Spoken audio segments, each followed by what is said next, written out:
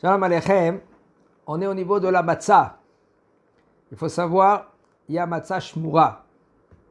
Qu'est-ce que ça veut dire matzah shmura? Matzah shmura, c'est une matzah qui a été préservée. La farine ou les graines du blé, ils ont été préservés. Ça veut dire quoi préserver? Qu'il n'y a pas une goutte de l'eau qui est tombée dessus. Tant qu'elle est plantée, que le blé il est planté, même qu'il y a de l'eau, il n'y a aucun problème. Il va se sécher, il n'y a aucun problème. Maintenant, après qu'on a récolté le blé, là, il faut faire très attention qu'il n'y a pas une goutte d'eau qui va tomber maintenant dans ce blé-là. C'est pour ça qu'ils attendent qu'il y a le soleil. Et quand il y a le soleil, ils récoltent, ils prennent tout de suite ce blé-là, et ça s'appelle Shmura Mishat Ktsira, à partir qu'on a récolté. Maintenant, il y a une matzah shmura à partir de l'isha. On a commencé à faire le pain. Là, on a fait attention. C'est pour ça qu'ils ne parlent pas pendant quand ils font la matzah. Ils ont un petit truc là comme ça, comme les docteurs, comme on avait pendant le Covid. C'est Mishmor. Là, à partir de la lisha. Mais nous, on a la halacha, elle est de faire attention que la matzah, elle est shmura à partir de la ktsira, à partir qu'on a récolté le blé. Maintenant, la mitzvah, elle est de prendre la première nuit une matzah shmura mishat ktsira avodat yad, que fait en main. Alors maintenant, tout le processus de quand on a eu la graine, excusez-moi, et quand on a commencé à moudre la graine, maintenant c'est de la farine, tout ça c'est fait en main, fait main. Ça peut se faire avec une machine, aval ça ne s'appelle pas mitzvat avodat yad, mitzvat matzah avodat yad, faire en main. Ça veut dire que même quand on moud la graine, pour ces farines, c'est fait avec la main. C'est une manchette comme ça, une manette comme ça, ils font comme ça, et puis les graines ils tombent et ça fait, il y a une usine ici pas loin d'ici, de Méachéaré, et après ils prennent cette farine là, elle est cachère pour faire une matzah shmua avodat yad. Après ils font une matzah avodat yad, fait en main. Et cette matzah là que c'est fait en main, même moudre en main, ça c'est la matzah qu'on doit manger la première nuit 4 fois kazait. D'après certains, 5. Ou, d'après ceux-là qui n'arrivent pas, les vieux par exemple, 3. 3 kazait. Ok? Et si maintenant, après, le bonhomme, il a cherché, en général, c'est très facile de trouver, ça coûte un peu cher. En France, ils vendent les 3 matzot qui sont faits dans un carton. 3 matzot pour la première, pour la mitzvah de Motzi Matzah. Et après, Afikaman. Et il y a Motzi Matzah. Et après, Korech. Et le Afikoman. D'accord? Ça, ils le vendent dans un carton. Mais c'est faux. Il faut que chacun... Ça suffirait, le carton, ça suffirait pour une personne. On va dire 2 personnes. Aval, il faut chacun qu'il mange 4 kazait. Motzi matzah. Pourquoi on fait motzi matzah, de matzah shmura? Parce que ça fait que, sinon on est dans un doute. Si c'est la mitzvah, elle est dans le motzi, ou la mitzvah de manger la matzah la première nuit, c'est dans matzah. Alors on mange les deux. Mitzvah fait que de oraïta.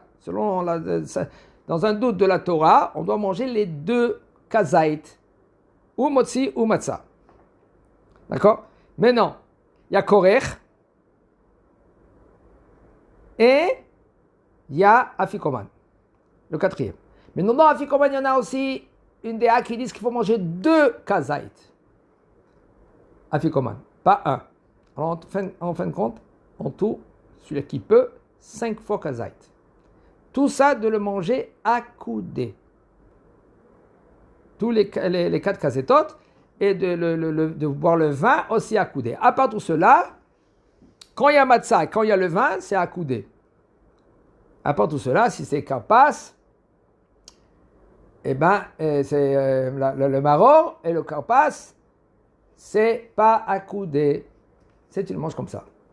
Hein, qu'il faut faire très très attention quand on mange quand on a le plateau, excusez-moi, quand on a le plateau, il y en a beaucoup qui savent pas cela. Je dis ça entre parenthèses, parce que c'est peut-être dans les shiurim plus tard. Quand on met le maror, okay, en fin de compte, combien de simanim il y aura dans le plateau? 9, pas 10. Avec le plateau, ça doit être le 10e, mais il y a maror, okay, et il y a aussi chazeret dans le plateau. Qu'est-ce que c'est la chazeret dans le plateau? Alors il faut savoir qu'il y a 2 sortes de laitue. Si un homme, lui, il a 2 sortes de laitue, alors il met ou par exemple la laitue, maror et la chazeret. Alors il met, pour que le plateau il est entier et pas 9, que le sod du plateau c'est 10, il faut mettre 2 fois laitue. Une laitue pour chazeret et une laitue pour le maror.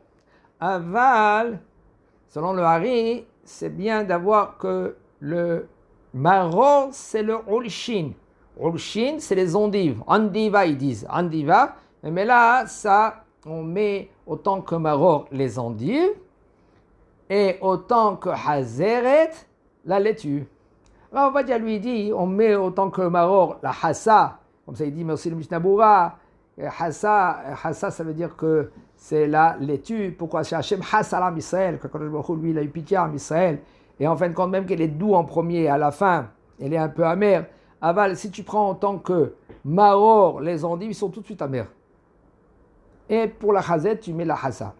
Tu mets la... Alors tu fais 2 hassa. Hassa pour la chazeret, mais tu ne la manges pas. Tu peux la manger autant que korer. Alors on mange le maror autant que korer. Parce que Rabbi Yochanan, Aya Korchan, lui il prenait la matzah, il prenait le maror et il prenait la haroset. Aya Korchan dit Zecher Leilel. Excusez-moi, Zecher Leilel. Shaya Kohan, Ochel Beyachad, ils mangeaient ensemble, et ils disaient Zecher Chobana Bet Amikdash. Maintenant, matzah, qu'elle a été faite avec la main, même qu'elle est avec, excusez-moi, la matzah qu'elle a été faite avec la machine, matzah shmura, ça veut dire que la farine, qu'elle a été faite, très attention, à partir qu'on l'a récoltée. Maintenant, cette farine-là, elle est shmura, mais ils n'ont pas fait avec la main la matzah, ils ont fait avec la machine. Est-ce qu'on peut se rendre quitte Belel HaSeder? Il faut savoir, puisque maintenant il y a une mahloket dans les poskim, si maintenant on est rendu quitte de la matzah shmura, qu'elle est faite, elle est carrée, en général elle est carrée, il ne faut pas se tromper, la matzah, la ronde, elle n'est pas épaisse.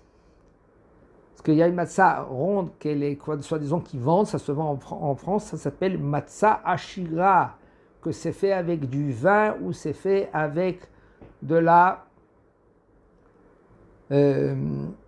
jus d'orange. Ça, on n'est pas rendu quitte de l'El-Seder.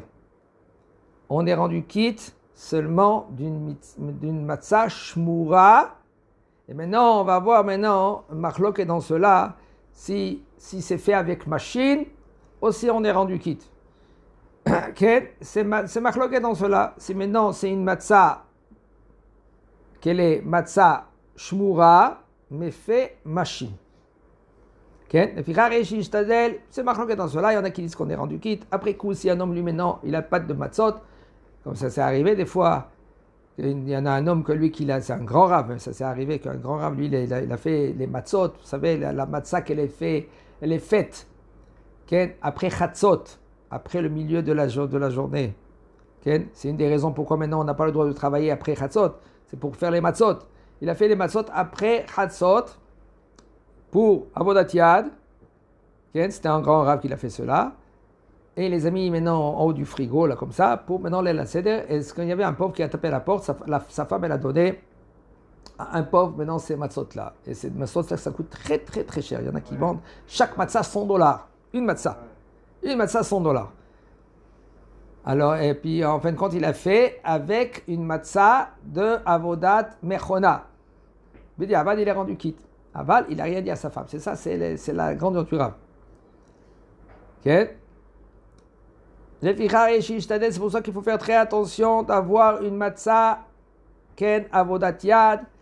Des gens que maintenant ils ont yirat shamaim pour se rendre quitte de la mitzvah, la première nuit. Faire très attention de manger les 4 kazait, tous.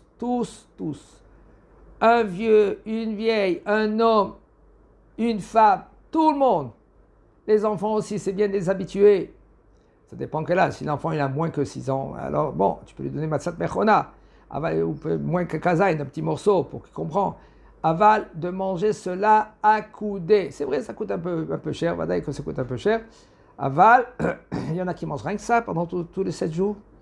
Aval, si c'est matzah shmura, et c'est bien de quelqu'un que lui qui est yireh shamaim, de manger tous les 7 jours une matzah shmura. Maintenant, fais mechona, fais avec mechona, ça veut dire avec une machine, tu peux manger, mais c'est une matzah shmura. Une matzah shmura, fais avec mechona. Excusez-moi, aujourd'hui il y a beaucoup de kashruyot dans cela, il y a des très bonnes kashruyot. Pendant la semaine, tu peux le manger, il n'y a aucun problème. Si un homme, au lieu de manger les matzot qui ne sont pas shmura, un homme qui il a yirat shamaim, c'est bien de manger. Sinon, c'est un homme, lui, il a aussi les yirat shamaim. Pour vous dire, c'est un homme qui comprend un peu dans ces choses-là. Alors, il peut manger aussi les matzot qui ne sont pas shmura. Et selon la halakha, c'est mutar. Aval, si pendant 7 jours, c'est vrai, ça coûte un tout petit peu cher, c'est bien de faire un petit effort, parce que si un homme lui fait attention dans le hametz pendant tous les 7 jours, alors Kadosh Baruch Hu, il lui promet, comme c'est dit le Harizal, Kadosh Baruch Hu, il promet qu'il est préservé, qu'on ne va pas lui faire en sorte que lui, il va fauter. Il ne va pas fauter pendant toute l'année. C'est une aftacha du Harizal, une promesse du Harizal. Alors on doit faire très attention à cela, celui qui peut, le plus qu'il peut. Chazak Baruch.